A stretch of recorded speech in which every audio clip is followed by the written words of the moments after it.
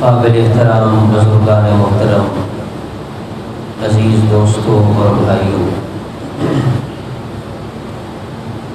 انسان اپنی مرضی سے اس جہان میں نہیں آیا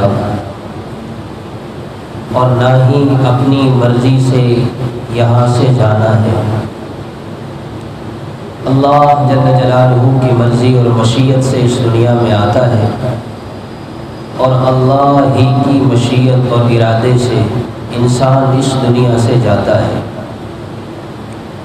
نہ آنے میں اپنی مرضی چلتی ہے، نہ جانے میں اپنی مرضی چلتی ہے۔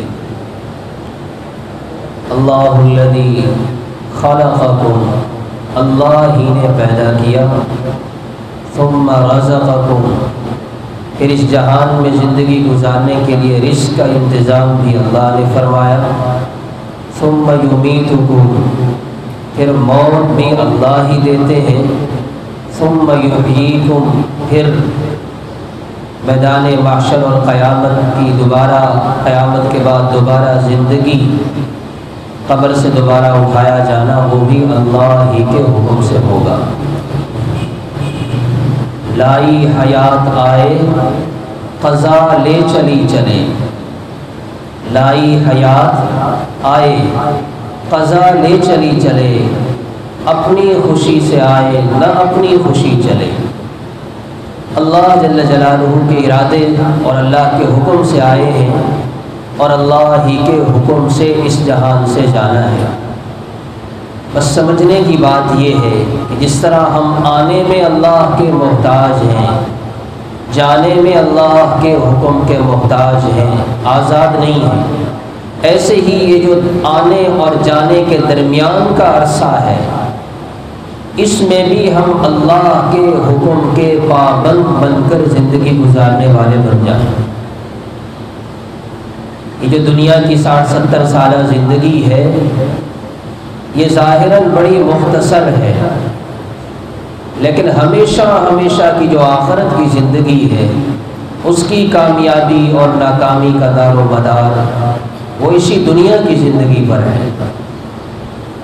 کامیابی یہ ہے کہ انسان جہنم سے بچا لیا جائے اور جنت میں داخل کر دیا جائے۔ من زحزح عن النار وادخل الجنۃ فقد فاز، فرمایا اللہ جل جلالہ نے، جو جہنم کی آگ سے بچا لیا گیا، جنت میں داخل کر دیا گیا، وہی آدمی حقیقتاً کامیاب ہو گیا۔ اس لیے بھائیوں، رمضان المبارک اللہ کی طرف سے رحمتوں اور برکتوں والا مہینہ ہوتا ہے۔ اس میں یہی مزاج بنانا مقصود ہوتا ہے کہ انسان اپنے 24 گھنٹے کی زندگی میں اللہ کا پابند بن کر زندگی گزارے، دیکھنا اللہ کے حکم اور اللہ کی مشیت اور چاہت کے مطابق ہو، سنے وہ جو اللہ چاہتے ہیں، دیکھے وہ جو اللہ چاہتے ہیں، بولے وہ جو اللہ چاہتے ہیں، جائے وہاں جہاں اللہ چاہتے ہیں، وہ نہ دیکھے جس سے اللہ نے منع فرمایا، وہ نہ سنے جس سے اللہ نے منع فرمایا، وہ نہ کھائے جس سے اللہ نے منع فرمایا، وہ نہ پیے جس سے اللہ نے منع فرمایا۔ یہ اسی کی ایک عملی مشق ہوتی ہے، عملی مشق کرائی جاتی ہے کہ انسان کھانا پینا اللہ کے حکم پر چھوڑتا ہے، تاکہ یہ مزاج بن جائے کہ میں آزاد نہیں ہوں، میں پابند ہوں۔ اور اسی پابندی اور غلامی میں انسان کی عظمت ہے، اور اگر انسان ان پابندیوں سے ہٹ جاتا ہے، پھر اللہ فرماتے ہیں لَهُمْ قُلُوبٌ لَا يَفْقَهُونَ بِهَا، دل ہیں پر سمجھتے نہیں ہیں، آذان لا يسمعون بها، کان ہیں پر سنتے نہیں ہیں، اعین لا یبصرون بها، آنکھیں ہیں پر دیکھتے نہیں ہیں۔ حالانکہ کافر سمجھ بھی رہے ہیں، سن بھی رہے ہیں، دیکھ بھی رہے ہیں، لیکن وہ سننا، وہ دیکھنا، وہ سمجھنا وہ آزادانہ ہے، اللہ کے حکم کا پابند نہیں ہے۔ تو اللہ فرماتے ہیں اولئک کالانعام، کہ یہ انسان نہیں ہے، یہ انسانوں کی شکل میں جانور ہیں۔ جانور پھر بھی اللہ کے حکم کا پابند ہے، بل ہم اضل، یہ تو اس سے بھی بدتر ہے۔ تو انسان کی عظمت اللہ کے حکم کے پابند ہونے میں ہے۔ جسے کسی نے کہا کسی کو کیا خبر ان کی غلامی میں مزہ کیا ہے، کسی کو کیا خبر ان کی غلامی میں مزہ کیا ہے، تڑپ کر جان دے دیں گے اگر ہم کو رہا کر دیں۔ ہم بندے ہیں، بندے اللہ کے بندے ہیں۔ بندے کا معنی جو بندگی اختیار کرے، جو غلامی کی زندگی گزارے، جو اللہ کا پابند بن کر زندگی گزارے۔ تو اللہ نے رمضان المبارک کا مہینہ اس لیے دیا تاکہ ہم اللہ کے پابند بن کر زندگی گزارنے والے بن جائیں۔ 10 سال ہو گئے، کسی کو 20 سال ہو گئے، کسی کو 30 ہو گئے، 40 ہو گئے، 40 سال سے روزے رکھ رہا ہے، لیکن مزاج میں تبدیلی نہیں آئی۔ تو جو روزے کا اصل مقصد تھا، جو اصل روح تھی، وہ حاصل نہیں ہوئی۔ اصل اور نقل میں بڑا فرق ہوتا ہے۔ اگر نقلی سانپ یہاں پھینک دیا جائے کوئی نہیں ڈرے گا، لیکن اگر یہ کہہ دیا جائے حقیقی یہاں پر سانپ موجود ہے تو فطرتاً ہر آدمی خوف کے اندر مبتلا ہو جائے۔ مقصد یہ ہے کہ روزے کی اصل روح حاصل ہو۔ روح یہ ہے کہ اللہ کا پابند بننے کا مزاج بن جائے۔ جو اللہ چاہیں گے وہ ہوگا، جو میں چاہوں گا وہ نہیں ہوگا۔ جو اللہ چاہتے ہیں وہ ہوتا ہے، اللہ سے تعلق جوڑنے میں ہی میری بھلائی ہے۔ شیخ فرمایا فَفِرُّوا إِلَى اللَّهِ، دوڑ لگاؤ اللہ کی طرف، اللہ سے تعلق بنانے کی فکر کرو۔ ہماری دوڑ لگ رہی ہے مال کمانے کی طرف، عہدوں کی طرف، ڈگریوں کی طرف، دنیا میں اپنا معیار بنانے کی طرف، اور اللہ فرما رہے ہیں دوڑ لگاؤ اللہ کی طرف۔ سارعوا الی مغفرۃ من ربکم، دوڑو، کوشش کرو کس کی طرف؟ اللہ کی مغفرت اور بخشش طلب کرنے کی طرف۔ دوڑ لگاؤ جنت کی طرف، عرضها كعرض السماء والارض، جس کی چوڑائی آسمان و زمین کی چوڑائی سے بڑھ کر ہے۔ تو یہ ہے محنت کرنے والی چیز۔ رمضان کا مہینہ اللہ نے اس لیے عطا فرمایا ہے کہ انسان اللہ کو راضی کرنے کی کوشش کرے، بھرپور کوشش کرے۔ سنتے تھے رمضان آئے گا، آ گیا، پہلا عشرہ گزر گیا، اب زیادہ دن گزر گئے، تھوڑے دن باقی ہیں۔ اب ان تھوڑے دنوں کو کیسے قیمتی بنایا جائے؟ گھروں میں مشورہ ہو، بارہا یہ بات عرض کی گئی کہ اب تو انسان سارے دنیا کے معاملات چھوڑ دے، نہیں چھوڑے گا تو اللہ چھڑوا دیں گے۔ چھڑوائے کہ نہیں چھڑوایا اب ان دنوں میں؟ اب کاروبار بھی چھوٹ رہا ہے، اب بچوں کی سکول کی تعلیم کا حرج بھی نہیں ہو رہا، ساری چیزیں برداشت ہو گئی ہیں۔ اللہ نے اپنی قدرت کو ظاہر فرمایا کہ چھوڑو ورنہ میں چھڑا دوں گا۔ میرے نام پر سب کچھ چھوڑنا سیکھو۔ دنیا سے نہیں ہوتا، تمہارے کاروبار سے نہیں ہوتا، تمہارا رزق وہ میرے خزانوں سے آتا ہے۔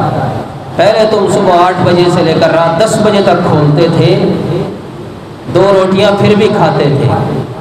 اب 6 بجے تک کھولو گے، پھر کچھ دن کھولو گے نہیں کھولو گے، 2 روٹیاں اللہ پھر بھی دے گا۔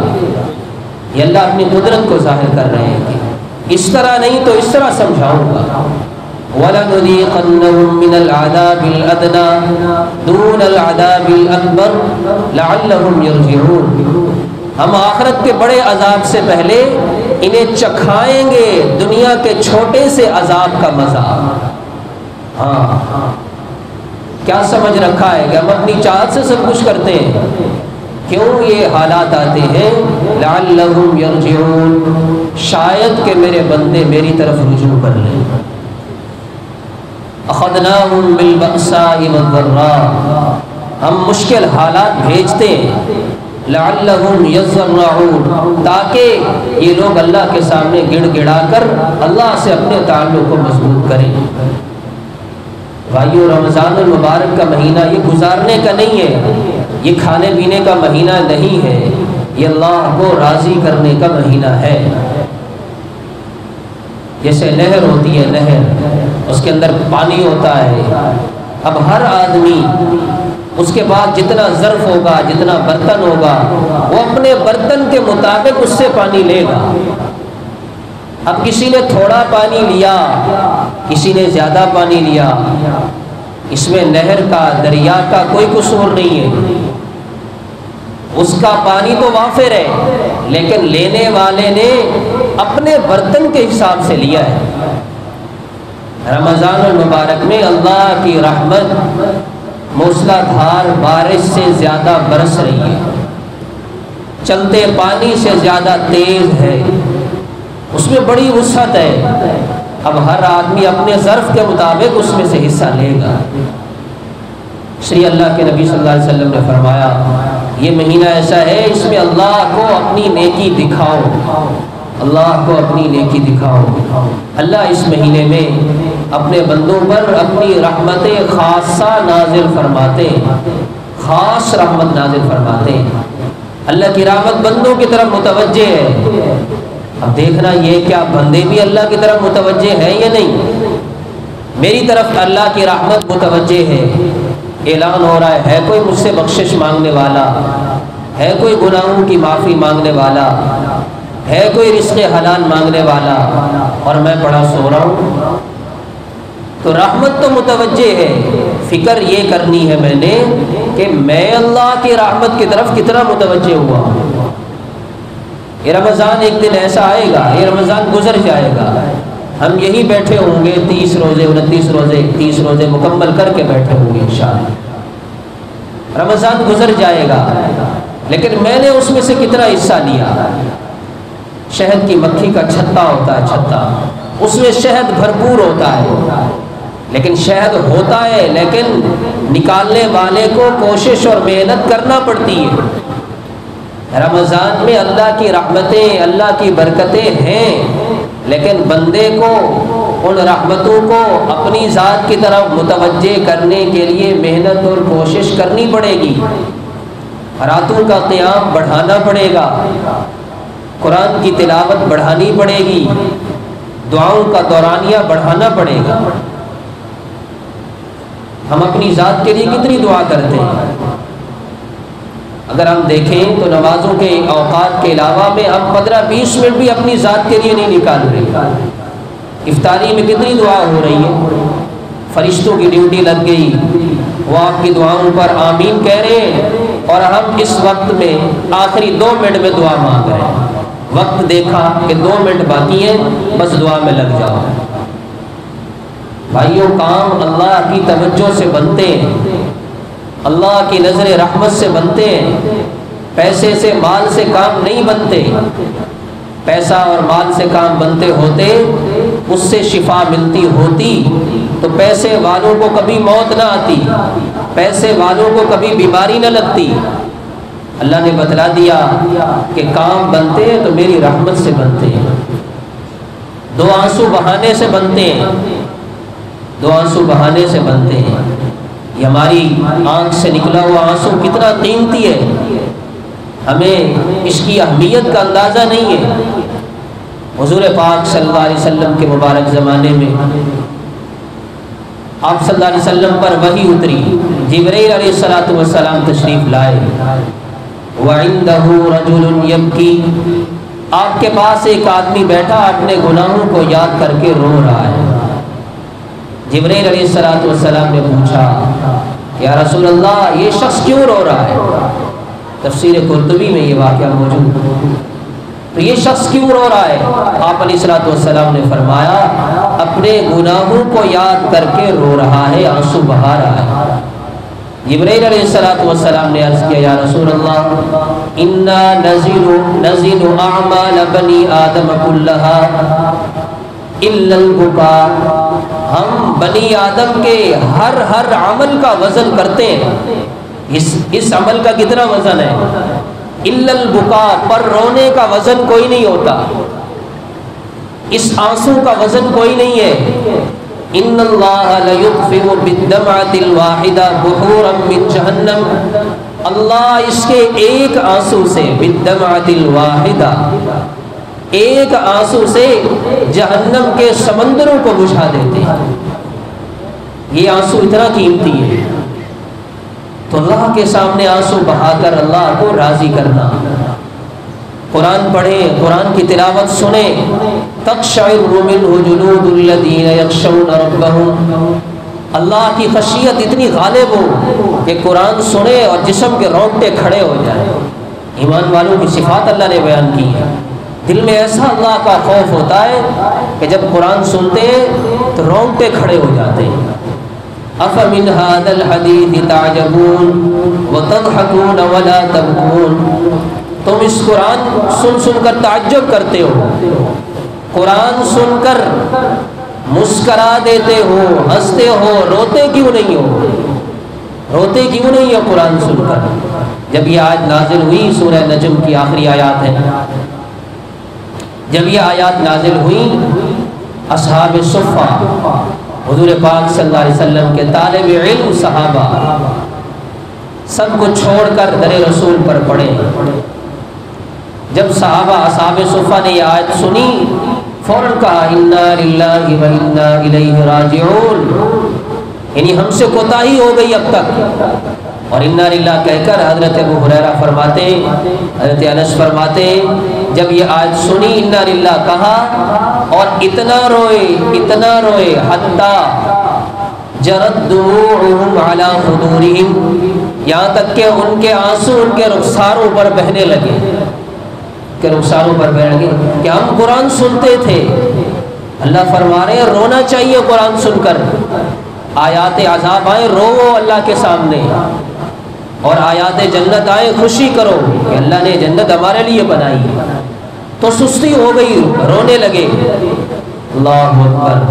لما رأى النبی صلی اللہ علیہ وسلم بکاءہم بکا معہم، حضور پاک صلی اللہ علیہ وسلم نے جب اپنے صحابہ کا رونا دیکھا، آپ بھی ان کے ساتھ رو پڑے۔ فبکینا لبکائہ، باقی صحابہ فرماتے ہیں جب حضور روئے سارا مجمع رو پڑا۔